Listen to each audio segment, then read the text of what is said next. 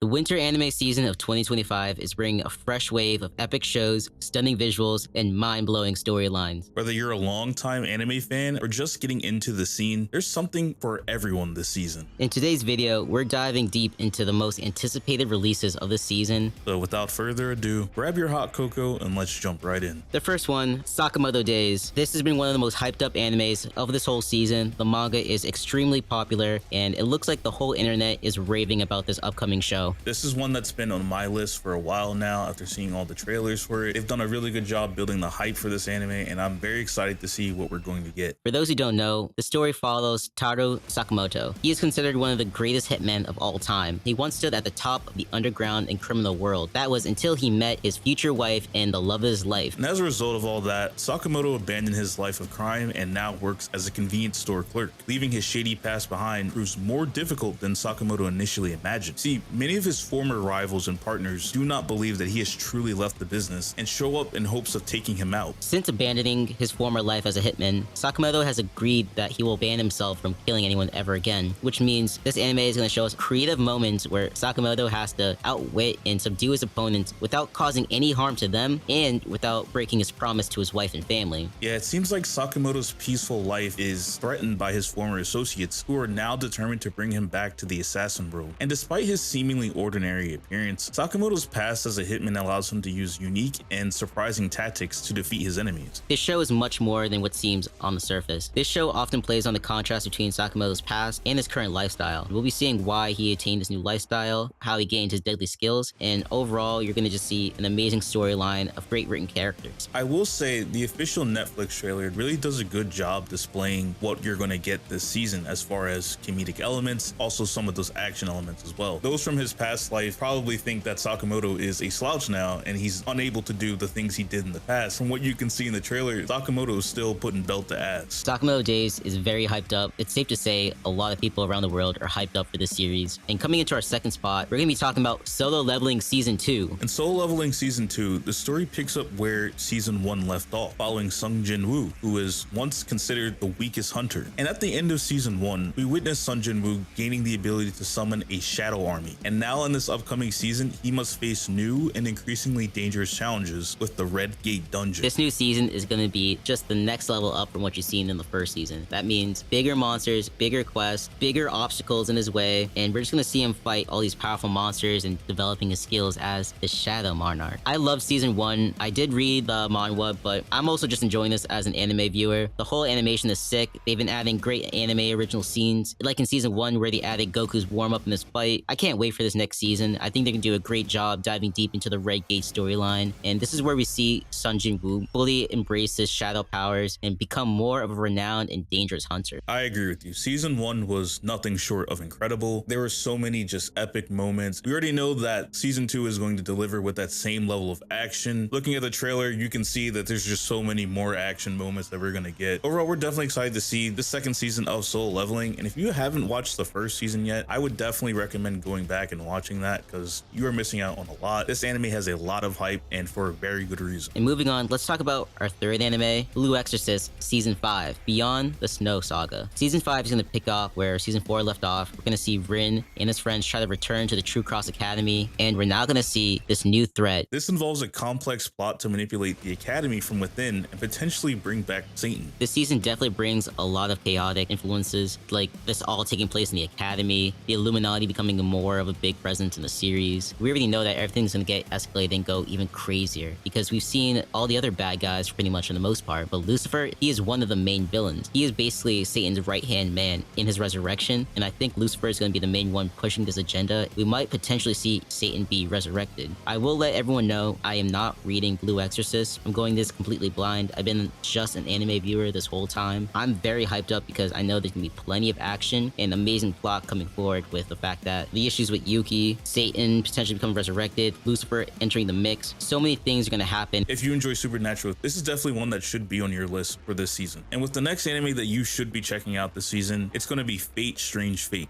Fate Strange Fake centers around an imperfect copy of a Grail War based on the third Holy Grail War in Fuyuki. And for those who don't know or are just unfamiliar with Fate in general, during a Holy Grail War, mages or masters and their heroic spirits or servants fight for the control of the Holy Grail, which is this wish granted training device, and these wars usually occur around every 6 years or so. Following the conclusion of the Third Grail War, a US-based organization, Wet Magi, from the London-based Mage Association, used data from Fuyuki's Grail War to plan their own ritual. Flash forward 70 years later, they used the city of Snowfield as a secret land for their own Grail War. However, they were unable to successfully replicate every aspect of the ritual, resulting in it acting as only an imitation that doesn't include the Saber class, and they summoned a strange servant due to these blurring definitions of a hero. And off the bat, this is where things kind of get complicated. There isn't a Saber class in this iteration of the Grail War, so I already wonder how that's going to go. This looks really hype as usual, and for those who are new to the Fate series, the good thing is that you technically don't have to watch any other Fate anime to jump into this one. That's a great benefit because that means anyone could just easily jump into this and they can just enjoy the series. And if you do end up enjoying it, definitely go back and check out the other series as well. I think there's something for everyone in here. There's great elements of drama, great action, of course. It has an amazing storyline, and if you're really into mythology and overall like supernatural and extraordinary things, I think you're definitely gonna enjoy Fate. I absolutely agree with that. And of course, just seeing how the plot will unfold for this particular Fate series is definitely going to be interesting, like I said. But moving on, we have to get to the absolute peak of this list, and that will be the 100 Girlfriends Season 2. You know, we love 100 Girlfriends. This is peak rom-com. Yes, we are so backed. Season 2 will follow the progression of the manga and continue with Rentaro's journey of acquiring his 100 bitches. But just like Season 1, Season 2 is going to feature a lot more comedic and romantic mishaps as he tries to juggle all of their affections. This season is going to explore more interactions between Rentaro and each girl, as well as develop new romantic and comedic scenarios. Honestly, I don't know how they're going to handle this Rentaro family. This man already has a harem of multiple women, and the fact he's adding more girls into the mix just means there's going to be even more potential scenarios and situations. It's insane. I think at the end of the first season, he ended up with maybe 8 or 10 girlfriends. If you guys haven't watched the first season of this, I would definitely go check it out because it definitely has an interesting plot twist as far as which girlfriends he gets. I've never had 8 to 10 girlfriends in my whole life, and this motherfucker has 8 to 10 at the same time. It's very likely that we're never going to be like Rentaro because I just don't got that dog in me. Rentaro's a Chad, and it's most likely that the series is going to follow the same formula of humor, romance, occasional heartwarming moments, and plenty of new characters, romantic dynamics, and just endless comedy and chaos. Yeah, I definitely want to say, people look at this anime in the trailer, they're automatically going to assume that, oh, this is just plagued with so much ecchi, there's no way this could be wholesome. Well, you're absolutely right. It is plagued with a lot of ecchi, but it is also wholesome. 1000%. This anime has amazing wholesome moments for no good reason. The fact he gets 100 girlfriends is insane because he treats every single one as an individual and makes sure that they feel special. And I will say the one thing the anime does really well so far is, since there are so many different characters coming into the story, they do a real good job of differentiating each personality type. So I wonder what new personality types we'll get in this season. Well, you're just gonna have to wait and see. Right, Rentaro's putting up LeBron numbers this season. Just watch. Bro, it's like Wilt Chamberlain, Michael Jordan, LeBron all put together. This motherfucker's insane. And of course, we also have some honorable mentions for this winter season. Skate is coming back with an OVA. It's supposed to be like 4 episodes from what we've seen, just talking about different characters. So I am looking forward to that. Skate was really awesome, and I have been waiting for it to come back with something new for quite some time now. Agreed. I'm very interested in this OVA because the first season was done really well. It had a lot of great moments, and I really hope it comes back because we don't really have a lot of animes like Skate Infinity that talk about like skateboarding and like street sports. So I would love for Skate to get some more popularity from this OVA and potentially get that second season. And of course, we also have the Kaiju number 8 movie that's supposed to drop as well. Kaiju number 8 was pretty epic this year. If I remember correctly, the movie's going to be the 12 episodes all put together, but they're going to have more cutscenes, and they're even going to have some extra moments, and there potentially might be some moments from the manga that we haven't seen yet. So it seems like it's going to be a little bit of a recap of the first season and some extra moments. So with that, those are all the anime, OVA, and movies that we think you guys should check out this winter anime season. If we missed anything out, please let us know what we should check out as well in the comment section. And as always, if you did enjoy the video, please consider giving a like, comment, or subscribe to the channel. And as always, we do have a link to our community Discord, and that link can be found in the description of this video below. Thank you for sticking to the end. It's Tev. And it's Lotus. Peace.